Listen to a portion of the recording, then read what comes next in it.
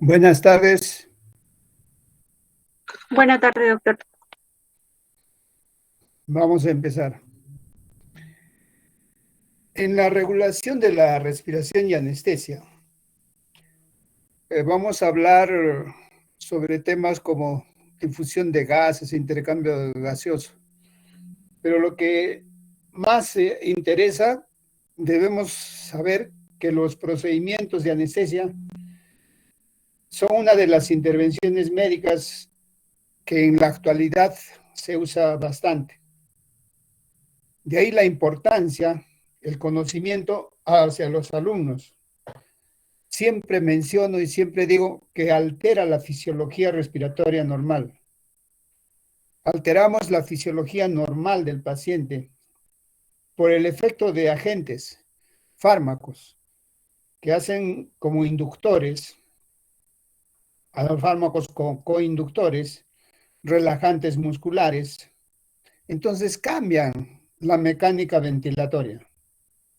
Y al cambiar la mecánica ventilatoria, los anestésicos, ¿no?, causan depresión respiratoria, pero la depresión respiratoria es a nivel central, así como la disminución de la sensibilidad de los receptores periféricos o también el bloqueo de la contracción de los músculos respiratorios.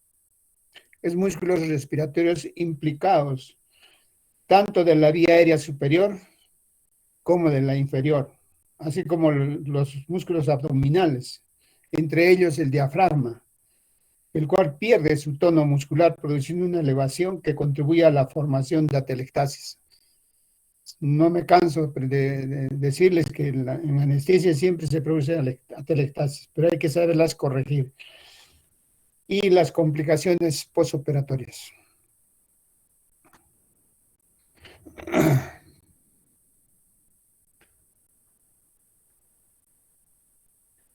En los términos que debemos de usar en anestesia, ¿no?, el consumo total de oxígeno de 3 a 3,5 ml por kilo, ¿no?, la producción corporal en el adulto joven, el volumen del CO2, el cociente respiratorio, la relación entre la producción de CO2 y el consumo de oxígeno, ¿no?, el transporte de oxígeno desde el alveolo hasta la célula, sin importar si éste lo consumo o no. Es lo que tenemos en anestesia que se altera. La presión parcial de oxígeno, 60 a 100 milímetros de mercurio, debe la curva de disociación del oxígeno, hemoglobina a 60 milímetros de mercurio, ¿no? La presión venosa del oxígeno, aproximadamente de 40 milímetros de mercurio. La presión alveolar del oxígeno, 102 milímetros de mercurio. La presión parcial de CO2 de 30 más menos 2 milímetros, ¿no?, a nivel de la altura. Se aumenta este volumen de oxígeno, se aumenta también el CO2, pero no significa que la presión parcial del CO2, porque se depende de la ventilación. La presión venosa del CO2 es aproximadamente 46 milímetros, la presión alveolar del CO2 es 40 milímetros de mercurio, ¿no? El EtCO2, del volumen tidal CO2 al final de la expiración, ¿no? La saturación de la hemoglobina arterial de oxígeno determina la presión alveolar, la presión parcial del oxígeno normal, que es mayor a 90%, ¿no? Tenemos de manejar la osimetría de pulso. La saturación venosa de oxígeno, ¿no?, del 70 a 75%. Entonces, estos términos tenemos que saber manejarlos para nosotros entender y comprender estos cambios fisiológicos que estamos logrando. Cuando hablamos nosotros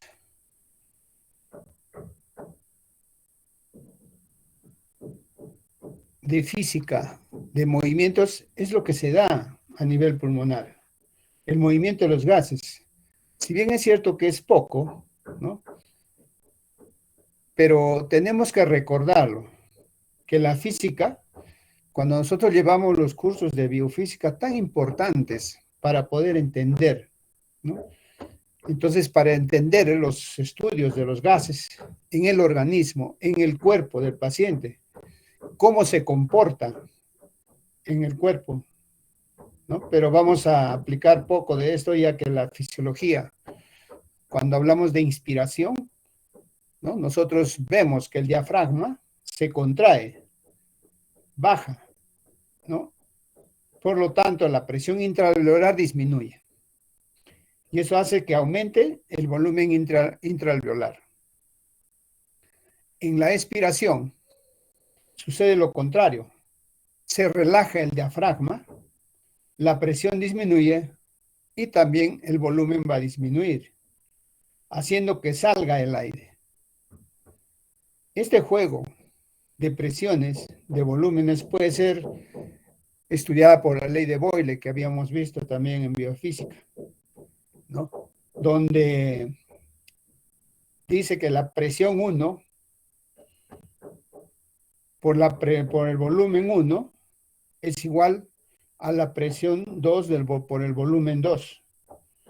Y es más, que todo esto es el único lugar donde vamos a encontrar, ¿no?, que se aplica la ley de Boyle. Y eso nos va a llegar a tener una idea. Entonces, estas presiones de la ley de Boyle en el aire, ¿no?, vamos a encontrarlo. ¿Cuál es la idea? Que obviamente que si hablamos de los gases, tenemos que hablar de estos gases siempre que va a tener una presión y va a tener un volumen. Entonces, cuando hablamos de presión y volumen, cuando nosotros, por ejemplo, ¿qué tenemos en el aire? En el aire, que va a ser una mezcla de gases, que va a tener una presión. Entonces, el aire tiene que tener una presión atmosférica. Fíjate esta fórmula que la hemos aprendido desde el colegio, ¿no?, que era la presión barométrica, es igual a la fuerza sobre el área de superficie. Bien, esta presión atmosférica puede variar dependiendo del lugar donde uno se puede encontrar. Si tomamos como referencia, ¿no?, a nivel del mar, la presión barométrica, la presión atmosférica, va a ser toda esa fuerza que cae desde arriba hacia abajo, sobre la superficie del mar. Lo mismo puede pasar a nivel de la altura, ¿no? A nivel de los diferentes niveles de altura. No es igual la costa, la sierra, ¿no? Y en la sierra, más en los nevados, como el monte del Everest, ¿no? Entonces, esta fuerza y este aire sobre la superficie, que es desde la atmósfera, es la presión barométrica. ¿Mm? Como ven acá. Entonces, la atmósfera, ¿no?, que vamos a ver, tenemos un gran espacio donde la atmósfera hasta el nivel del mar. Esta presión barométrica a nivel del mar va a ser de 760 milímetros de mercurio. Esta es la fuerza que cae de arriba. ¿Qué pasa en la altura?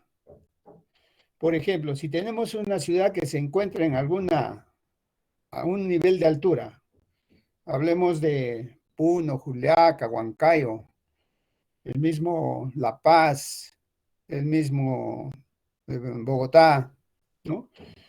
Entonces, vamos a tener un espacio menor hasta la mar. Entonces, fíjate que si nosotros vemos en la altura, en Puno, estamos hablando de 3.800 metros sobre el nivel del mar. Así también podemos ver en los que más han hecho este estudio, Bolivia, por ejemplo, en la Rinconada está a 5.000 metros a nivel del mar. El Alto está a 4.000 metros sobre el nivel del mar. Juliaca está a 3.800, similar a la de Puno, ¿no? Entonces, son ciudades donde la presión barométrica va a ser menor. Entonces, tiene que variar dependiendo del nivel que esté a nivel del mar o en la altura,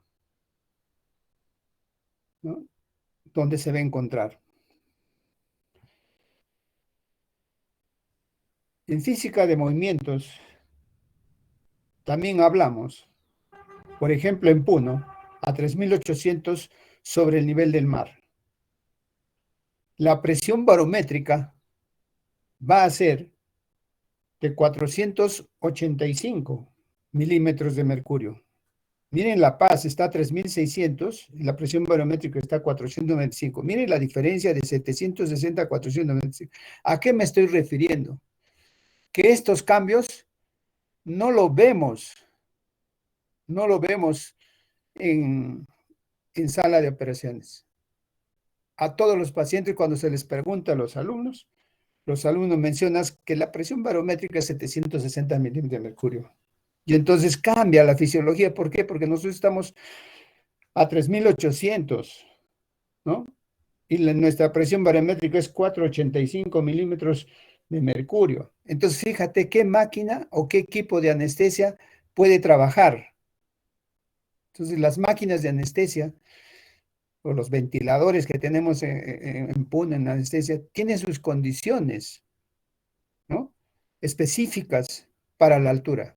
No puede ser igual una máquina de anestesia que es en Lima o en la altura. Entonces nos podemos a pensar y nos preguntamos, ¿qué es el aire? ¿Qué contiene el aire? ¿No? Este aire tiene una mezcla de gases. Si nosotros, por ejemplo, tenemos acá una caja y el aire que vemos acá, este aire está compuesto de una mezcla de gases, ¿no? Podemos hallar de cualquier lugar. Entonces podemos agarrar de cualquier lugar la presión atmosférica. A nivel del mar, ¿no? Los que viven en este nivel o los que viven en la altura. Entonces, estudiar esta mezcla de gases, vamos a encontrar que tenemos gases en proporciones. Por ejemplo, el oxígeno, que va a tener su propio volumen, ¿no? Su propia presión. El nitrógeno también, su propio volumen, su propia presión. El CO2 también va a tener su propio volumen, su propia presión. Fuera de esto tenemos diferentes iones, ¿no? Tenemos el gas metano, etcétera. Entonces, como ya hemos dicho, tenemos un volumen y tenemos una presión. Pero ¿qué pasa en nuestra zona? ¿No? Entonces, podemos nosotros compatibilizar, podemos decir cuánto de oxígeno tenemos o cuánto de oxígeno hay. Podemos decir cuánto de CO2 hay, cuánto de nitrógeno tenemos o hay en nuestro ambiente. Entonces, de estos estudios que se hizo, que sí se podía contabilizar en cuanto al oxígeno. Lo podemos poner en una parte para finalmente determinar que las proporciones que hay de estos gases en el aire, y entonces eso le llamaron fracción inspirada de aire. Inspirada porque nosotros vamos a inspirar ese aire. Pero ¿cuál es la fracción de aire o la fracción del gas en el aire? ¿No? Si nosotros veamos esta columna, que equivale al 100% o una unidad, ¿no? Se dice que el oxígeno, bueno, se encontraba mejor, ¿no? El 21%. En algunos libros van a estudiar de que se encuentra 20.8%. El CO2 es mínimo 0.04, es muy pequeño, y el nitrógeno 79%. Entonces, fíjate que respiramos más nitrógeno que oxígeno. En realidad, entonces, esto puede ser repetido tanto a nivel del mar como en la altura.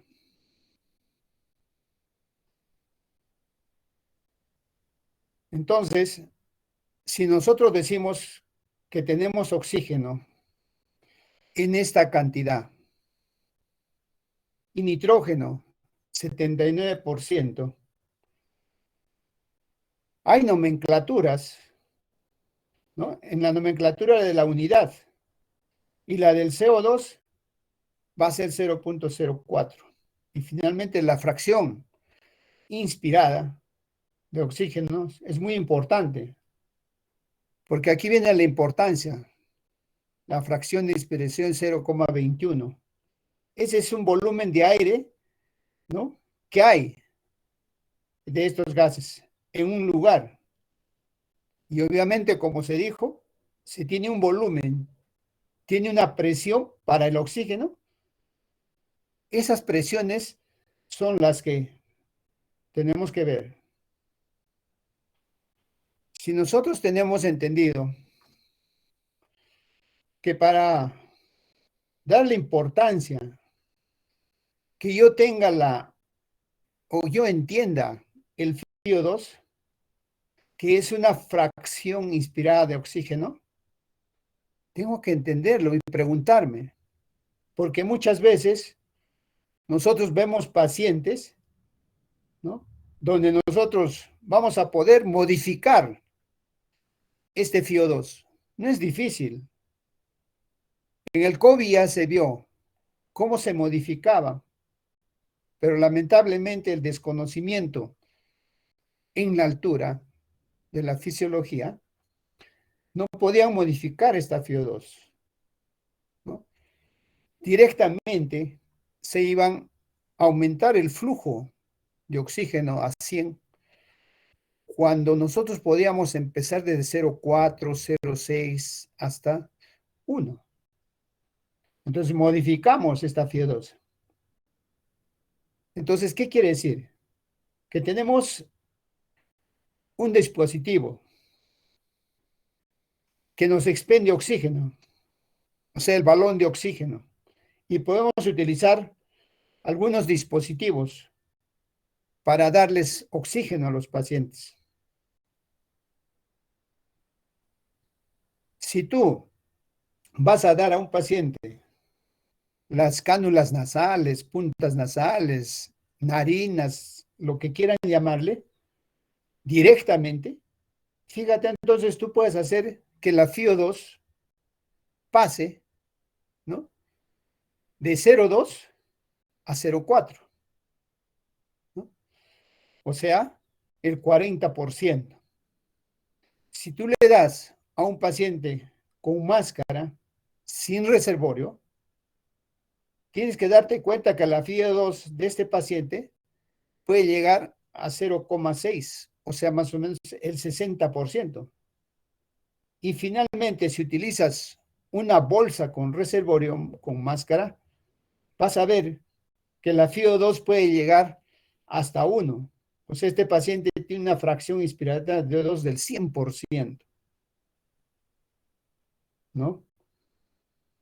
Entonces, no es necesario que tengamos, que querramos entender, si no tiene, como decir, no tiene pulmón, está encharcado, está infectado, está lesionado, no voy a pretender llegar a 100%. En Puno, por la altura, somos hipóxicos crónicos. A lo más que pueden llegar, ¿no? Los pobladores de altura es a 96%, 97%.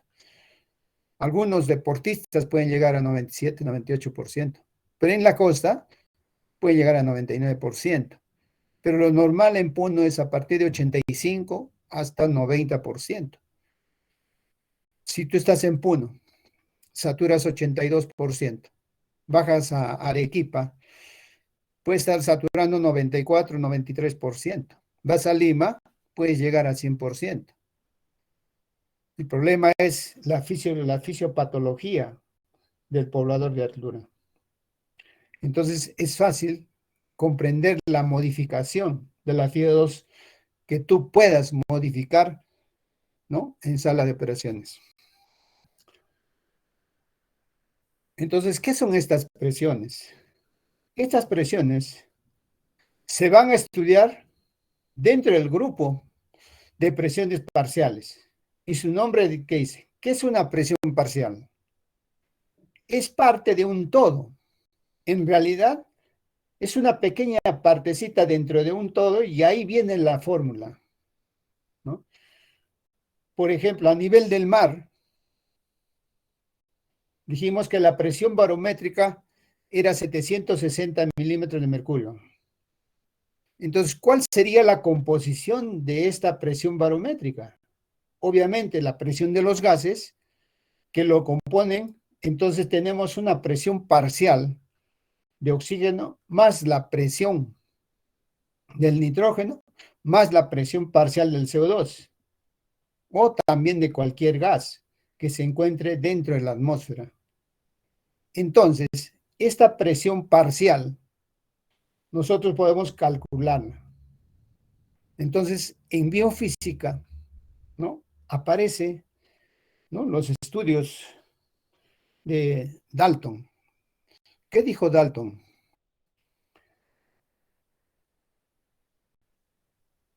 Lo que mencionaba, que con esta fórmula, nosotros, o ustedes, se podían complicar o se podían confundir.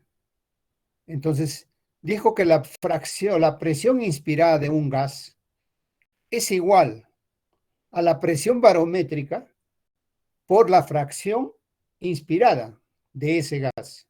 Entonces, por ejemplo, si hacemos el ejemplo del oxígeno a presión de oxígeno en el ambiente, va a ser de 760 milímetros de mercurio por 0,21, ¿no? Y la presión de O2 en el ambiente va a ser 150,6 milímetros de mercurio. ¿Esto qué va a corresponder? Esto corresponde a esos 21% que se encuentra en el aire de oxígeno. Entonces, estamos hablando sobre el nivel del mar, ¿no? Entonces, cuando yo digo de 21% que se encuentra en el aire, ese 21% de oxígeno en la altura sucede lo mismo. La presión barométrica, por ejemplo, es de 495 milímetros de mercurio. No está cambiando.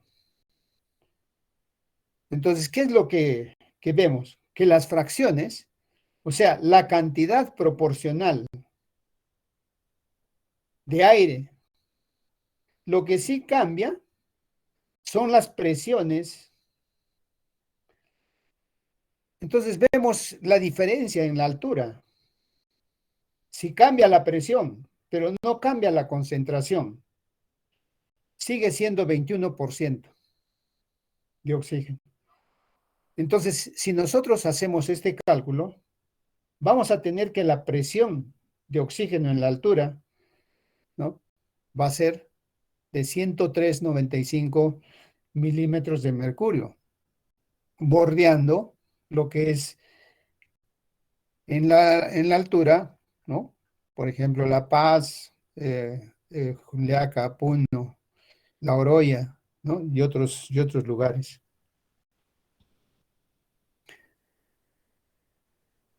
Entonces vamos a tener que estudiar el aire ambiente.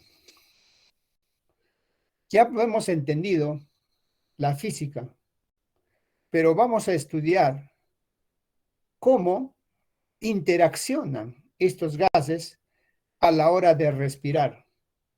Nosotros a eso le llamamos aire ambiente. Es fácil entender que el aire en nuestro medio, ¿no? Vamos a tener que ver la FiO2 del ambiente, la presión parcial del ambiente. Entonces, ¿cómo voy a respirar nitrógeno, oxígeno, CO2? Por ejemplo, el nitrógeno. ¿Cuánto de nitrógeno respiras? Cuando la presión, ¿no? Necesito para respirar 600 milímetros de mercurio. En el oxígeno necesito 159 milímetros de mercurio. Ya la presión del CO2 es muy pequeña, ¿no? No lo vamos a notar de todas maneras, ¿no? Podemos encontrarlo en los libros. Entonces tenemos los diferentes constantes que hay en el aire humidificado, en el alveolo y cuando uno expira. Y lo mismo va a pasar en la altura.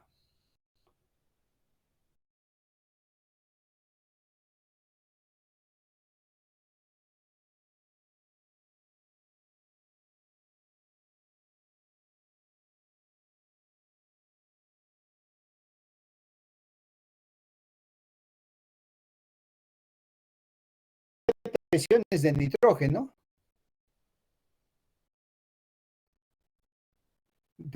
495, de oxígeno 4.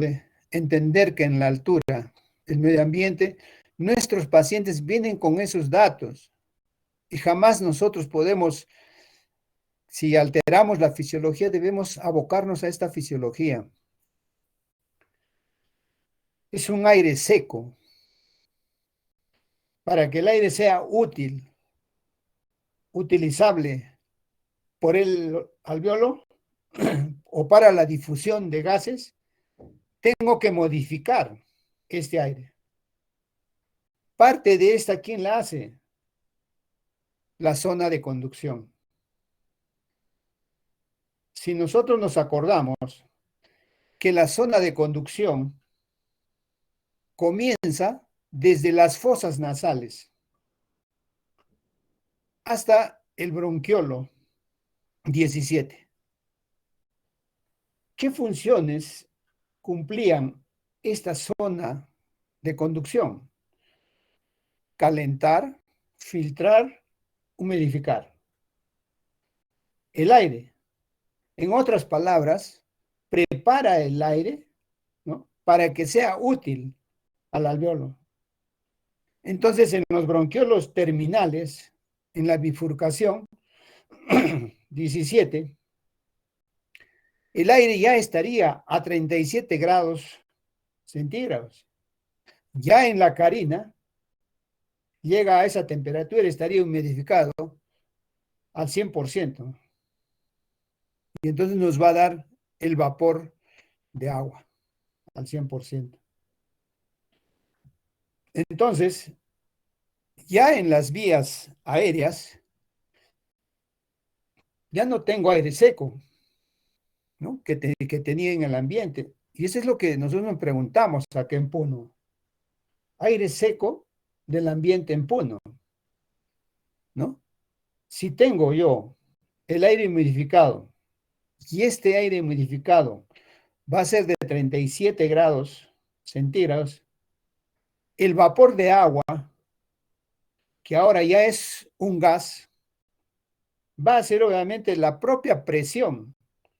Esta presión de vapor de agua va a ser igual a 47 milímetros de mercurio. Este va a ser una constante que puede modificarse con la temperatura. Pero nosotros logramos a 37 grados de la temperatura del cuerpo. Entonces, la presión de agua va a ser 47 milímetros de mercurio a 37. Pero yo les preguntaría, ¿en Puno estamos a 37 grados centígrados? Cuando un paciente recibe anestesia, ¿está a 37 grados centígrados? Vuelvo a mencionarles, hicimos un trabajo de investigación sobre la temperatura, específicamente sobre la hipotermia en el intraoperatorio. Y entonces, en la hipotermia del intraoperatoria, nosotros concluimos de que el paciente no llegaba ni a 37 ni a 35, sino a 33 grados centígrados. Entonces, si nosotros tenemos a 37, 47 milímetros de mercurio, a 33 grados centígrados, va a ser este vapor de agua, ¿no? Entonces va a ser menos. Entonces, fíjense la importancia que tiene la fisiología de conocer. Entonces, yo puedo utilizar, ¿no?, la presión, ¿no?, esta fórmula de la presión de aire inspirado, de cualquier gas, siempre y cuando esté humidificado.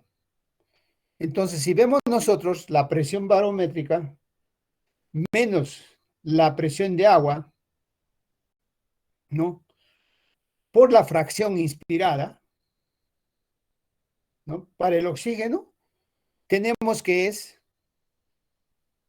760 menos 47,021. Fíjate que las presiones bajo era de 159. Ahora es cuánto.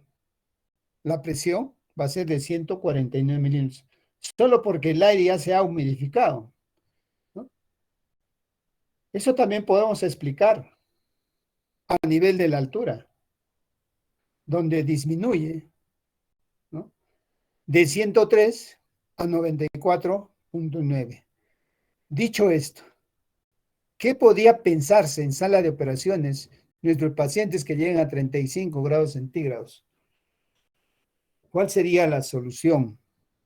La solución es que nosotros tenemos en sala de operaciones que todos los pacientes deben debe darse la anestesia con máquinas, ¿no?, calentadoras de aire. Debemos tener las sábanas térmicas, ¿no?, o de los calentadores de fluidos. Entonces, en sala de operaciones, empíricamente, en un microondas o también en baño María, ¿no?, se calientan las soluciones y con el calentador corporal se envuelve al paciente con estas sábanas térmicas. Pero muchos, lamentablemente, disculpen que les diga, no cumplen lo que se está comentando. Entonces las complicaciones son más. Si nosotros vemos que finalmente llegamos el aire humidificado, calientito, listo en el alveolo para cumplir su función de difundirse, pero tenemos que recordar que en el alveolo, ¿no?, estamos mezclando. Hay una mezcla a todo tiempo. El aire inspirado, ¿no?, y el aire expirado. Ese aire expirado que se está eliminando.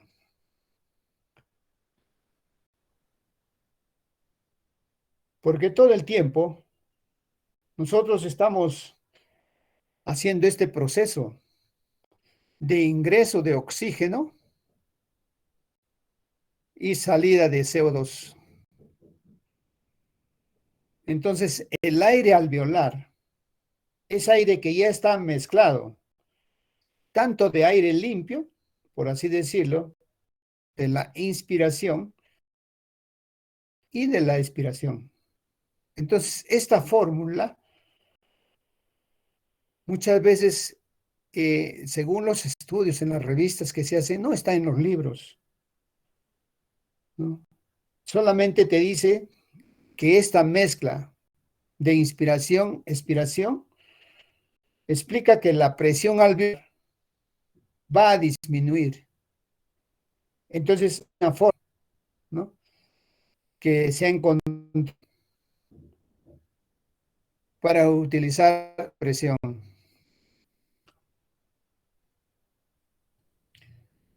Pero también hay otra, ¿no?, que la misma fórmula anterior,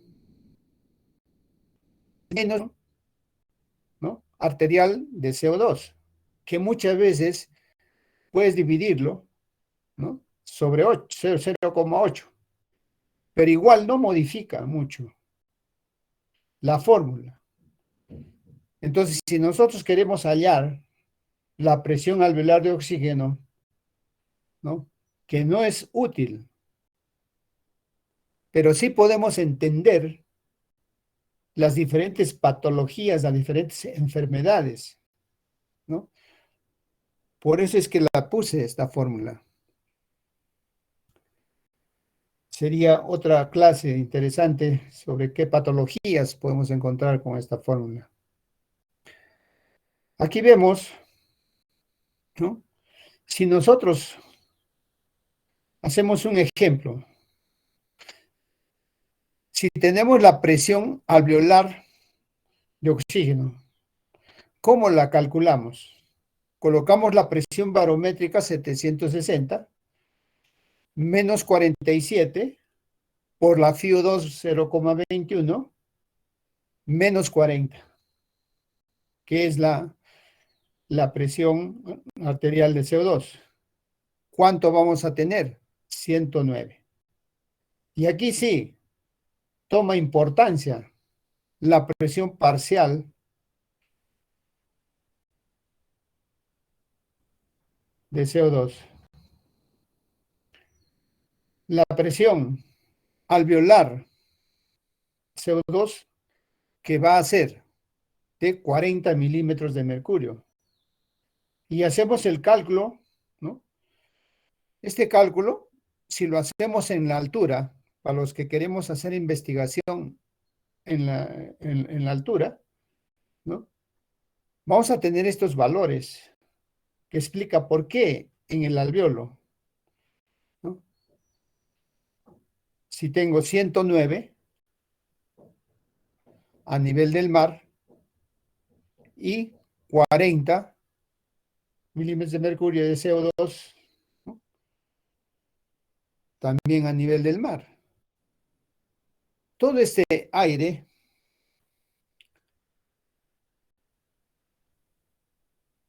¿qué va a pasar? ¿Por dónde se va a recoger? Por la vena pulmonar.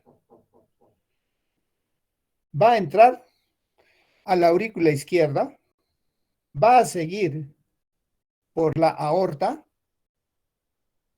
¿Qué quiere decir? Si sale por la aorta, ya tengo aquí sangre oxigenada. Esas presiones parciales de oxígeno y presión parcial de CO2,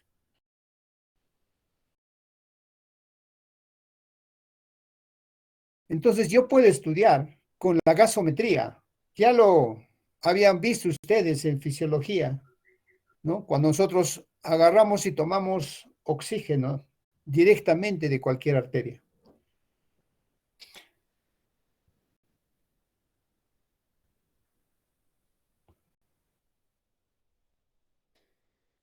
A la hora de tomar sangre de cualquier arteria, fíjate que se va a dar un fenómeno muy raro, un fenómeno un poco difícil de explicar fácilmente. La presión arterial de oxígeno con la que disminuye a 97 milímetros de mercurio. Y la presión arterial del CO2 es 40 milímetros de mercurio. Pero ¿por qué razón el oxígeno alveolar y la arterial bajan?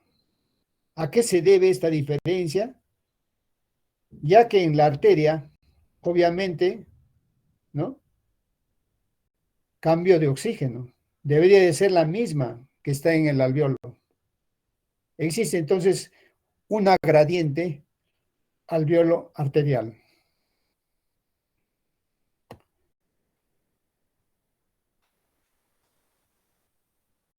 ¿A qué se debe este gradiente fisiológico? Este gradiente fisiológico, ¿no? Lo primero que hay, un pequeño shunt. Este pequeño shunt es postpulmonar. Hay algunas zonas que no se van a ventilar. Cuando no se ventila bien, es muy poquito. Va a haber las venas coronarias que van a desencadenar directamente, ¿no? Que drenan a la aurícula izquierda. Va a haber algunas alteraciones, ¿no? Alveolo arterial, que se va a producir, ¿no? Este proceso, por ejemplo, a nivel del mar. El área alveolar, el arterial, va a ser, ¿no? De 9 a 15, ¿no? Y a nivel de la altura va a ser de 4. Entonces, ¿qué es la diferencia de la presión alveolar de oxígeno menos la presión arterial de oxígeno? Y este valor, si es que está muy aumentado, nos va a hablar de este shunt o cortocircuito donde no hay ventilación. Entonces, es un gradiente alveolar normal, ¿no? Si nosotros vemos acá, este gradiente alveolar normal.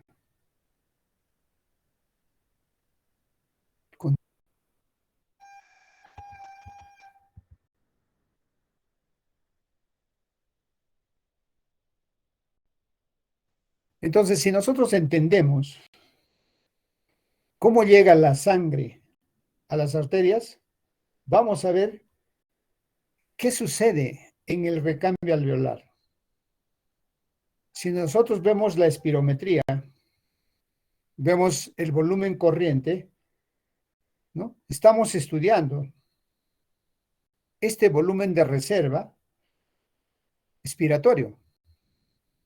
Cuando tú le pides al paciente que expire después de una expiración normal y el volumen residual que queda, que es el aire que nunca puede salir, que solamente se va a ir al recambio, forma la capacidad residual respiratoria, que es 2.300 ml. Y esa es en realidad esa capacidad que va a ir recambiándose poco a poco. ¿Algún problema?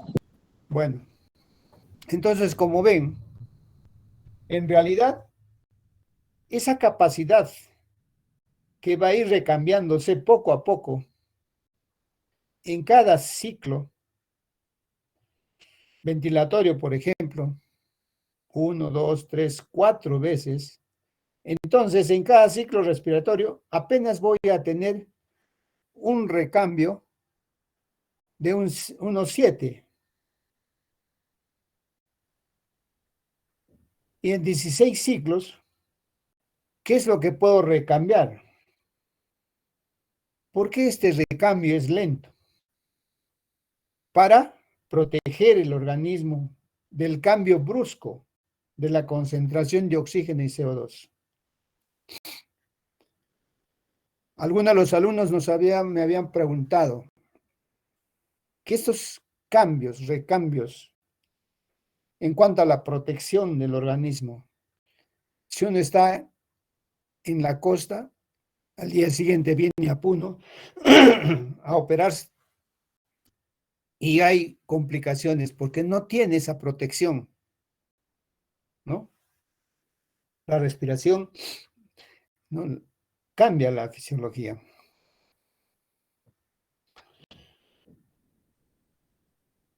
Veamos ahora qué sucede con la relación de estas presiones con la frecuencia respiratoria. Fíjate que el oxígeno, si tú respiras rápido o el cuerpo necesita, ¿no?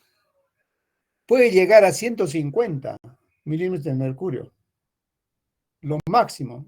En cambio, el CO2, si dejas de respirar, ¿no? Se dispara la presión y también si respiras muy rápido, se va a perder muy rápido CO2. Entonces va a ser directamente proporcional en el CO2. ¿Y esto qué nos enseña a nosotros? Saber ventilar a los pacientes, saber calcular este recambio al volar en la máquina de anestesia.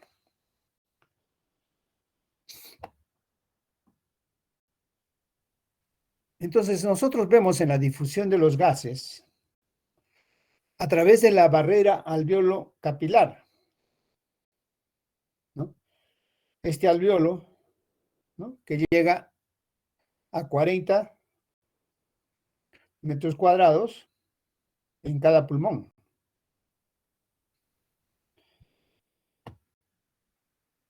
Tenemos entonces la circulación venosa y la circulación arterial. Tenemos una presión venosa de CO2 de 45 milímetros de mercurio. Entonces, si nos fijamos, es mayor el gradiente. Por lo tanto, va a ir de mayor presión a uno de menor presión. Pero apenas tengo una diferencia de 5 milímetros de mercurio para el CO2. Es muy poquito, pero aún así es súper eficiente para eliminar todo el gas. Pero fíjate en cambio, ¿no? La presión venosa de CO2, ¿no? Que es de 40. Y en el alveolo va a ser, perdón, el del oxígeno va a ser 107. Necesito una mayor presión para intentar llenar y cambiar el gas dentro de este vaso para que sea 107, ¿no? ¿Se dan cuenta estos cambios, ¿no? Y entonces, ¿cómo es en la altura? ¿Cómo puedo manejar mi paciente, ¿no? O regular la función respiratoria de mi paciente. Entonces me pregunto, ¿a qué se debe, ¿no? Que el CO2 requiere apenas un poquito, 5 milímetros de mercurio para difundirse, y que la presión alveolar de oxígeno para que cumpla esa función necesita más de 60 milímetros de mercurio.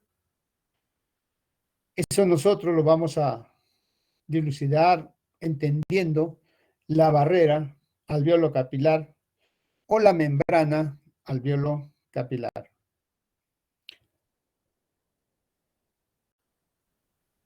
Entendamos entonces que tenemos unas membranas basales capilares.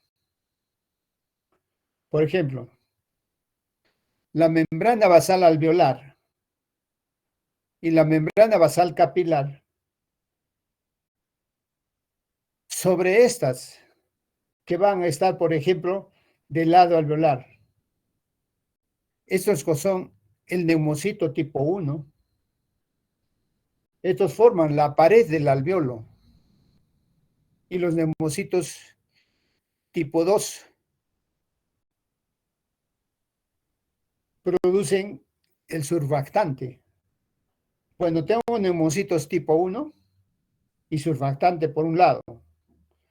Por otro lado, tengo la membrana basal y tengo el endotelio capilar. ¿Qué estoy viendo? Que entre estas dos membranas, ¿no?, tengo el intersticio o el tejido intersticial. Entonces hablamos de recambio de oxígeno y de CO2.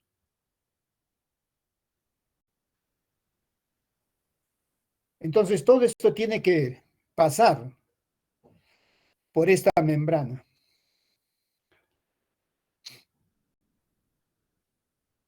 Entonces, al ser una membrana, yo puedo estudiar esto con la ley de Fick. ¿Qué decía la ley de Fick? Esto que se estudió en biofísica o también en fisiología, ¿no? De todo, habla sobre la difusión de una sustancia, cualquiera. ¿Va a ser igual a qué? Es directamente proporcional al área, ¿no?, de un área mayor, difusión a una temperatura mayor, difusión y a una diferencia de presiones. A una diferencia de presiones mayor. Y finalmente, un coeficiente de difusibilidad sobre inversamente proporcional a la distancia, o sea, menor distancia, más difícil se hace la difusión. El coeficiente de solubilidad o difusibilidad o de difusión en los gases puede variar. Entonces, este coeficiente de difusión, por ejemplo, el oxígeno es 1, porque es parte de la unidad. A la hora de estudiar, este coeficiente de 1, ¿no?, va a tener diferencia con el CO2. El CO2 tiene 20 veces más posibilidad de difundir. Por eso es que el CO2 es 20 veces más difusible. Y obviamente va a pasar cualquier barrera. Otra diferencia que vamos a encontrar en el grosor de la pared, que va a ir desde 0,2 a 0,6 micras, ¿no? Es una membrana muy delgada, una membrana muy delgadita. Y podemos encontrar alteraciones de grosor. ¿Qué cosas me alteraría el grosor? Igual sería su efecto a la hora de difundir. Entonces, si nosotros nos fijamos en la fórmula,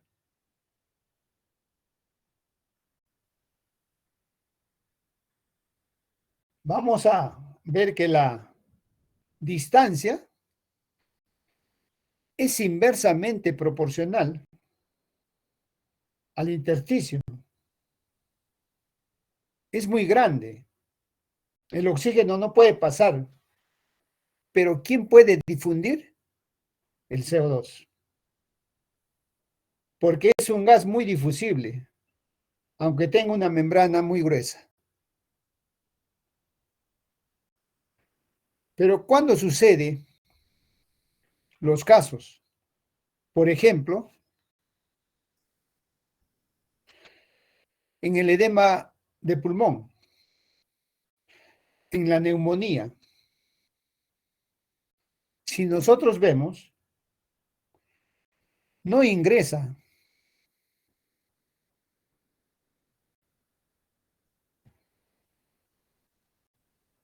definitivamente el oxígeno. Y el CO2 ya no puede pasar porque tiene una barrera demasiadamente gruesa, grande. Entonces la difusibilidad, ¿no?, tiene la distancia más grande y al tener la distancia más grande hay menor difusión. Otra cosa que tenemos que tener, vamos a encontrar el área. Fíjate, si un paciente tiene EPOC o tiene unas bulas, hay una superficie que no sirve y hay otra superficie que sí sirve. Cuando hablamos nosotros de enfisema, la superficie útil se disminuye y al disminuir también disminuye la difusión. Entonces, los cambios de presión en un paciente, ¿no?, que está inervado, o sea, el diafragma, pero sufre un paro respiratorio, este paro respiratorio por cualquier naturaleza, la presión de oxígeno ya no se recambia. Por lo tanto, como no hay presión, no hay diferencia de presiones, este paciente se va a tornar hipóxico. Entonces tenemos que tener muy en cuenta en anestesia esta membrana alveolar capilar. Cuando un paciente le provocamos, por ejemplo, una neumonía aspirativa, ¿no?, o el paciente tiene una enfermedad de fondo, un EPOG o una neumonía. Si nosotros podemos entender algo que faltaba terminar en la fisiología, el gas dentro de los fluidos. Porque es importante entenderlo, ¿no? ¿Qué sucede con la presión de un gas en un fluido?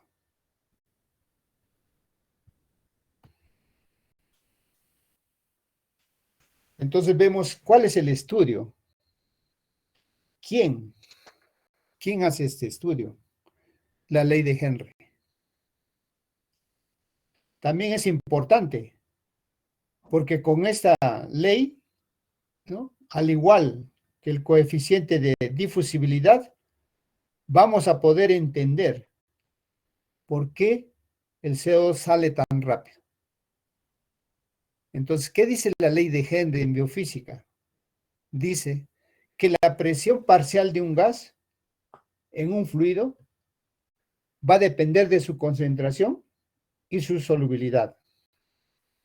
Entonces, la ley de Henry nos dice que la solubilidad de un gas va a depender de su concentración, va a depender del coeficiente de solubilidad, ¿no? Por ejemplo, en el oxígeno tiene un coeficiente de solubilidad de 0,024, ¿no? Y el CO2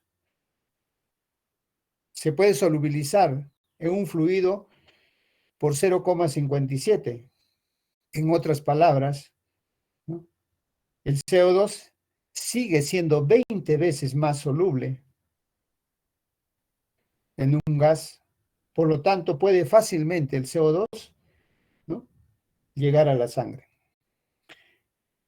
Muchas veces, si nosotros entendemos en anestesiología, más importante, le damos importancia al CO2 como activador, como estimulador, ¿no?, de la respiración. En un paro cardíaco, si el CO2 está por debajo de 10 la capnografía está por debajo de 10 milímetros de mercurio, no vas a resultar hacerle la reanimación cardiopulmonar. El paciente fallece. Pero si nosotros empezamos a manejar y a elevar el CO2, 12, 15, 20, tengan por seguridad que este paciente sí está haciendo un intercambio en la membrana alveolo-capilar y es muy posible que salga, ¿no?, de esa hipoperfusión o también, mejor, salga del paro cardíaco. ¿Qué factores alteran la unión del oxígeno? ¿No? Los factores, el estado ácido-base.